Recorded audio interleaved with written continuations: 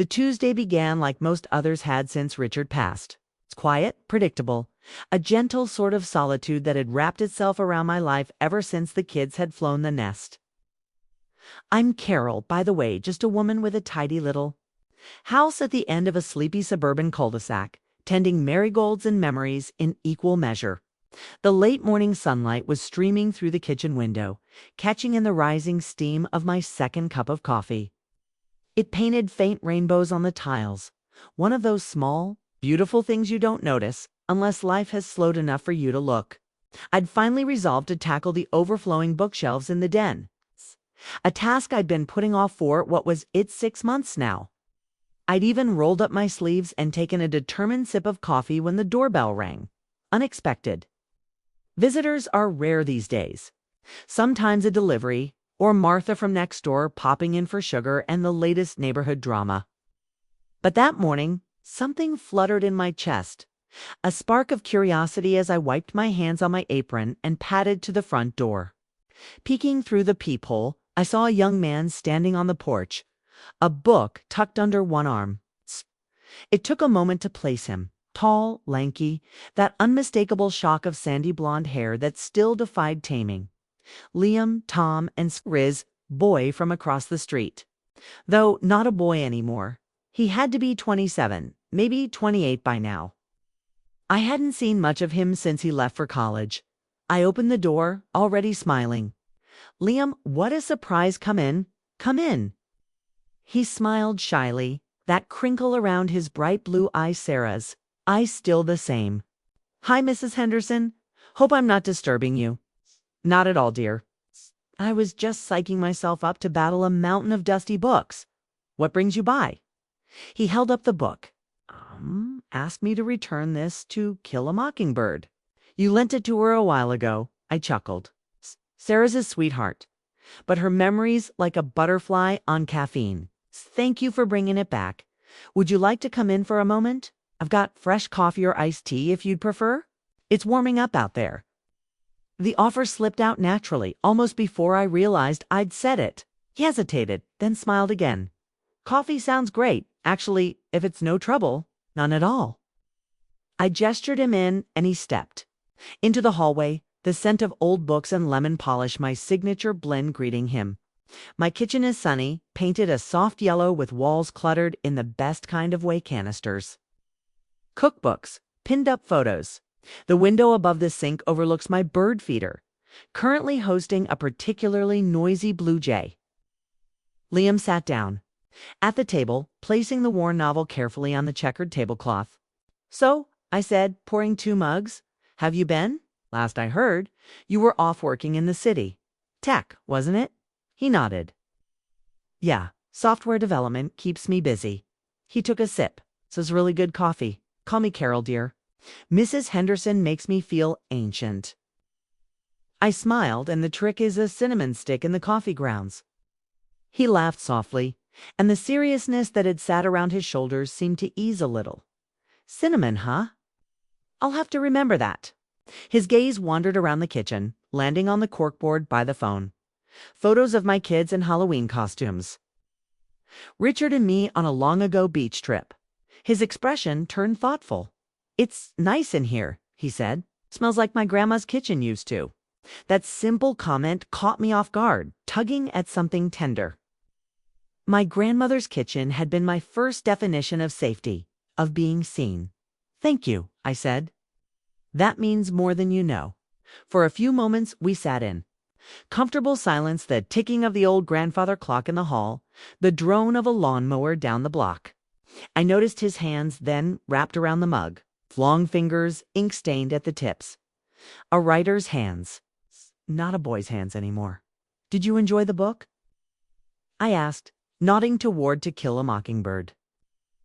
A safe topic, he nodded slowly. Actually reread parts of it when Mom was done. It's been years, but it still hits. Still makes you think. It really does, I agreed. Atticus Finch has always been a hero of mine. Mine too, he said, softer now. Then, looking up, there aren't a lot of Atticuses left in the world, are there? That question surprised me. It wasn't something you expect from the boy next door, now grown. It was the kind of thing someone says over late-night wine or after a long drive in silence. I didn't answer right away. The air between us shifted warmer, denser. Like a current humming just under the surface? I don't think there are, I said finally. Or maybe.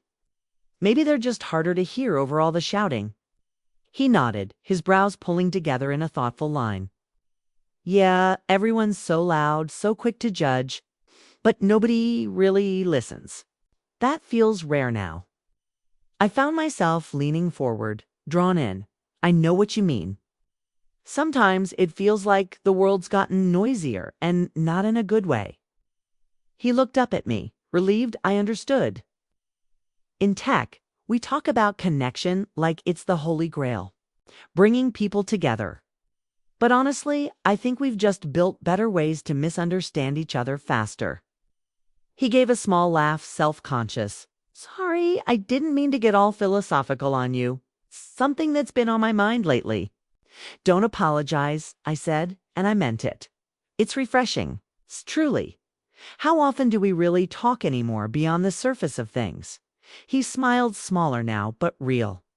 And we sat there for a moment, two people from different chapters in life. Connected not by circumstance, but by something subtler. Recognition. The sense that maybe, for a little while, the world outside could stay loud and tangled. But here, my old kitchen table with a pot of coffee and a dog-eared book, we could find a quieter truth. And that, I suppose, was when I knew this wasn't going to be just another Tuesday after all. I haven't conversations like this anymore. My friends and I usually talked about our gardens, our grandchildren, the Laystoshes, and Payne's important things. Yes, life things, but not often this kind. Off-searching, it's a valid thought and a little surprising. To hear from Sami near age, if you don't mind me saying a guess, I associate that kind of world weariness.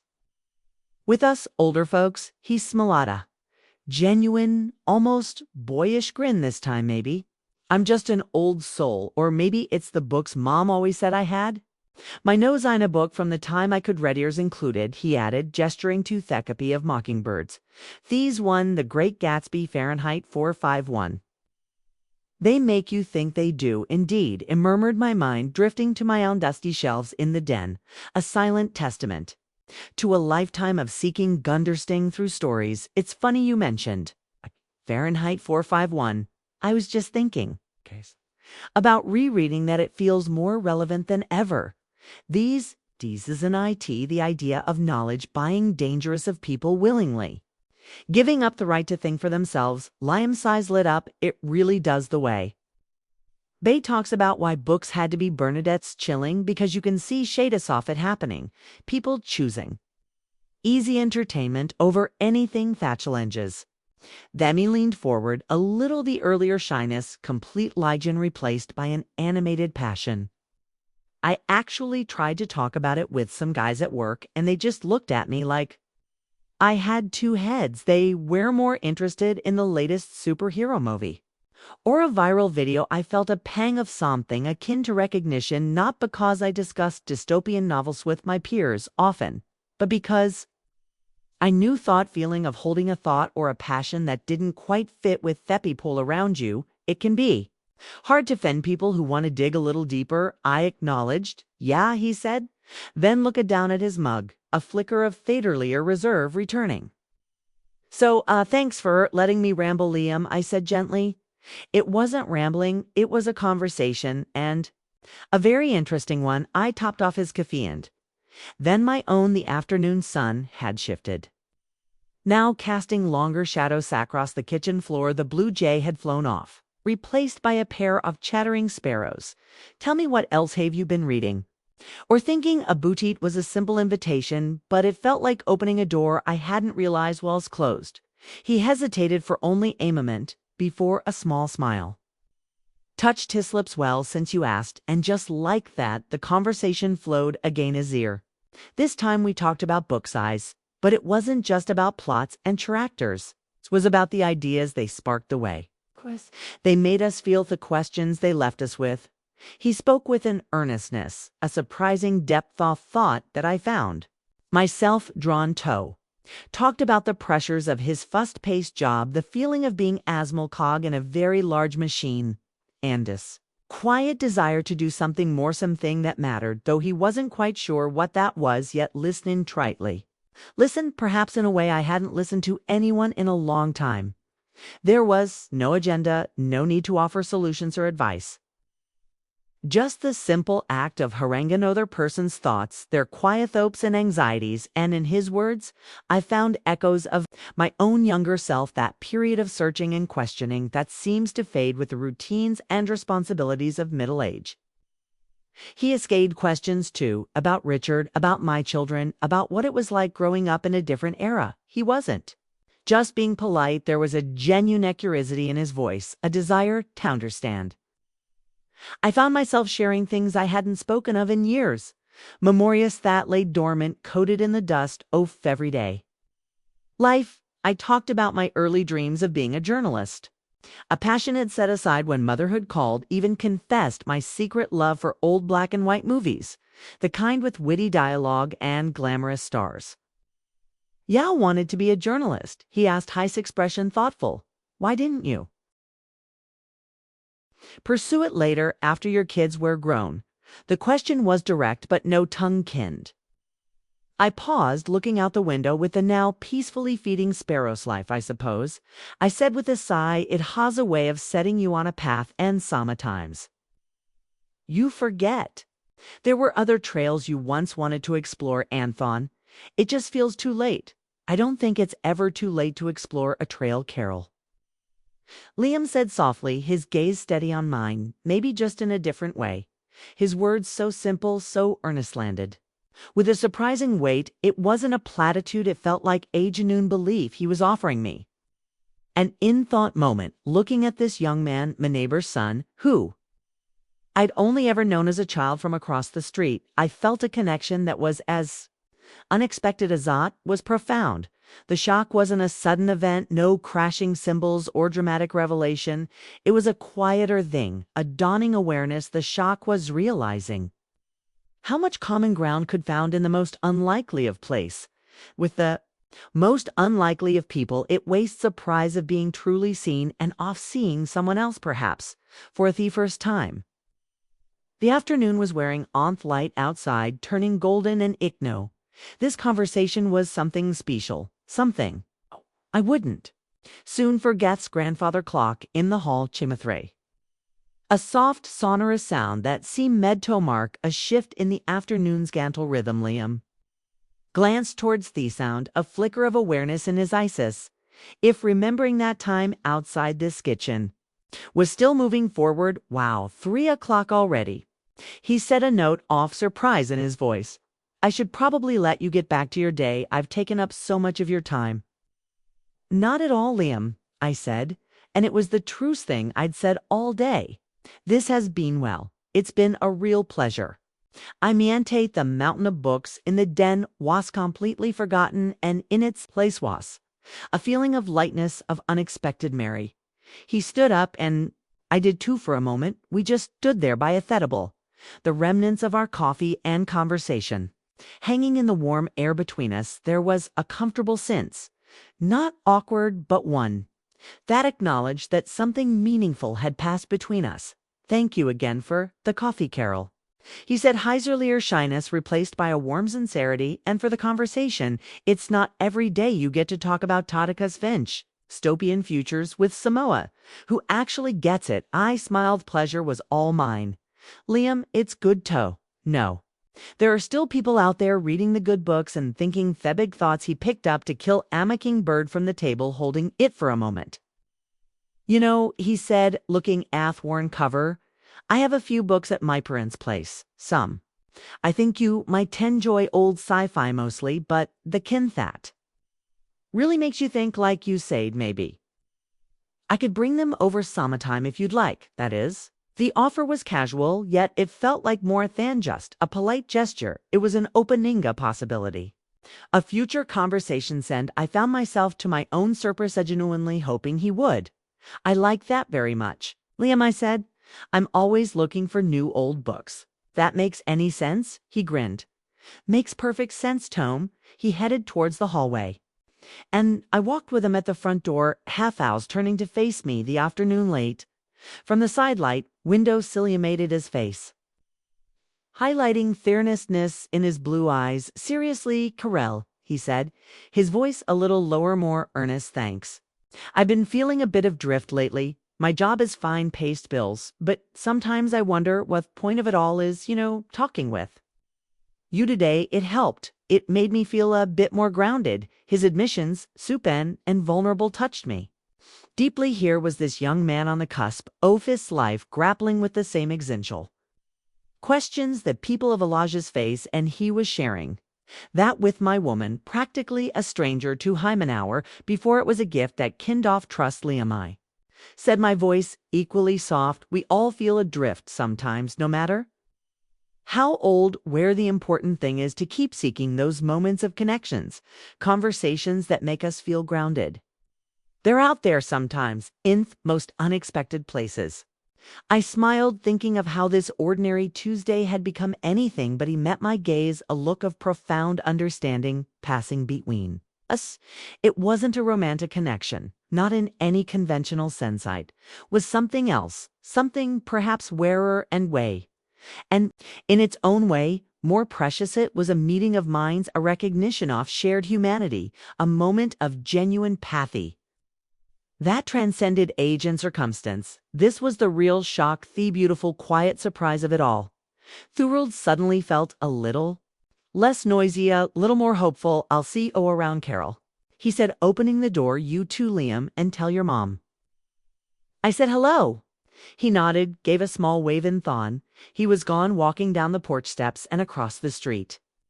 I watched him for a moment, a tall, thoughtful figure disappearing into the familiar landscape of our neighborhood, a landscape that somehow looked a little different, now imbued with a new layer of meaning. I closed the door, slowly leaning against it.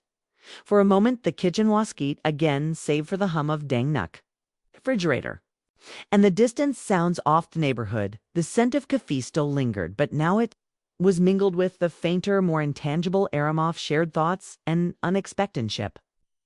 I walked back into the kitchen, me gaze falling on the two empty coffee mugs, still on the table, such ordinary objects, yet they felt like artifacts from a significant encounter. I had battled the mountain of books, and the Denis hadn't done any of the chores I'd planned. Instead, I had stumbled into something far more enriching. I had connected with another human being on Olivel I hadn't anticipated, and it had stirred something within me, something that had been dormant for too long. It was a feeling of aliveness, of curiosity, a renewed sense of wonder about Thrould and the people in it. My neighbor's son had come by to return a book, and in doing so he had returned a piece of myself to me. I walked over to the window above the sink, looking out at my small garden. The marigolds were blazing orange in the late afternoon. Son Richard Holloway's loved marigolds.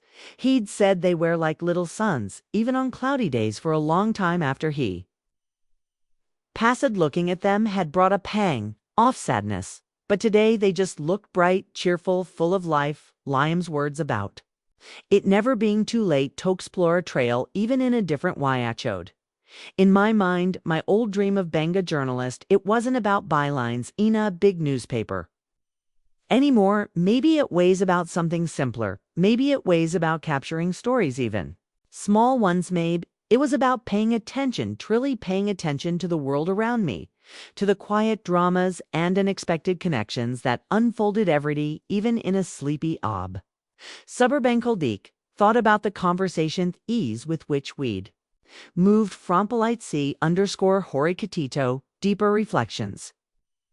There had been no pretense, no awkwardness, just a natural unfolding. It was a reminder that genuine connection doesn't require grand gestures or dramatic events. As simple as two people sharing a cup of coffee and a willingness to listen, truly listen. The initial shock, mentally noted, wasn't about scandal or drama, but the profound realization so easily we can misjudge or overlook people around us, even those we see every day. Liam wasn't just Tom and Zara's boy anymore. It was a thoughtful, searching individual with a rich inner life, someone capable of deep conversation and surprising insights. And perhaps in his eyes, I wasn't just Merce Anderson, the quiet widow from across street. Perhaps he saw something more to that evening instead of turning on television out of habit. I found myself pulling out an old empty notebook and a pen. The ink flowed surprisingly listlessly. I didn't write about grand philosophies or try to solve the world's problems. I just wrote about the afternoon, about the sunlight in the kitchen, the smell of coffee and cinnamon, the earnest look in a young man's eyes. He talked about books and dreams, and I described the way the conversation had meandered, like a gentle stream touching on unexpected shores. It felt good to write to Puto's thoughts and feelings into words. Was like exploring one of those forgotten trails Liam had mentioned, a path back to an old dream. Perhaps Buta knew path one that felt uniquely my own. Realized that the personal discovery was not just about seeing Liam differently. It was about seeing myself differently too. I wasn't just a collection of past roles, wife, mother, widow. I was still Carol, a person capable of new connections, new thoughts, new growth. The encounter had been brief, just a couple of hours on an ordinary Tuesday bout. Its ripples were continuing. Toss bread. It had nudged me out of a comfortable, perhaps too quiet routine. I had reminded me of the joy of intellectual companionship. The spark thought comes from a meeting of minds, and it had done so with such mutual respects, a gentle unfolding of shared vulnerability. Few days later, I saw Sarah Liam's mom at the grocery store. Carol, she'd exclaimed, Liam told me he had such an acute chat with you the other day. He really enjoyed your coffee and your company. He even said you talked about some of those serious books. He likes. She beamed. It's so good to see him connecting with people. He can be a biter served. I smiled. He's a wonderful young man, Sarah. You and Ma. Tom did a great job, and I meant it. He was a testament to the fact thoughtfulness and depth weren't lost qualities. The world might be noisy aside, said to him, but there were still quiet places, quiet conversations, where real understanding could be found. My little kitchen had been one of them that Tuesday afternoon. I didn't know if Liam would bring over those sci-fi books he'd mentioned. It didn't really matter. In the grand scheme of things, what mattered was the experience itself, the unexpected gift of that afternoon. It had been a reminder that life, even in its quieter